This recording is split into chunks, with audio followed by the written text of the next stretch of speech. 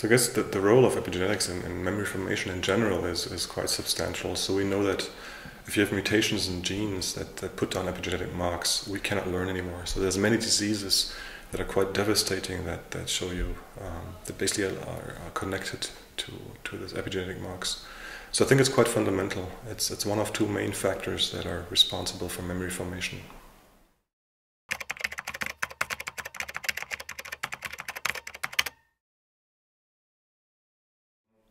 I think in general it is very important to first define the base state of something. Many approaches go to jump directly into the disease states. For example, directly people analyze what is Alzheimer's disease. But I think in order to understand what is a disease, you need to know what is healthy.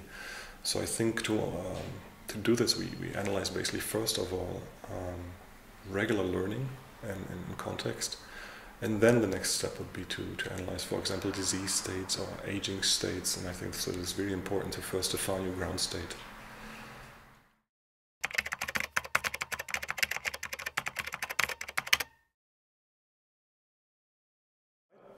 It might be for many situations necessary nowadays. I mean, it's in science you see more and more technology is emanating in science. And the more technology you have, the more you have to interact with computers, for example. The more you have to analyze large data sets, you need to know how to address this. So bioinformatics will be an essential part in most cases. But I think it's also penetrating everyday life. If you just think about how you're living and how you lived 20 years ago, it shows you how technological things have become. So you have to be aware of your computer, you have to understand it, you have to understand your cell phone, your iPhone, you have to know what happens on those things. And it's exactly the same in science. So this will come more and more and more.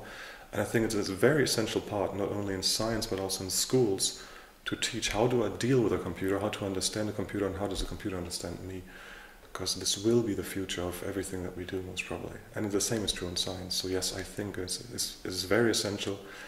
And I also think that a human brain is not made to understand the complexity of this. So we will come to a limit what we can understand with our brains, and we will need a computer that aids us in the understanding of those things.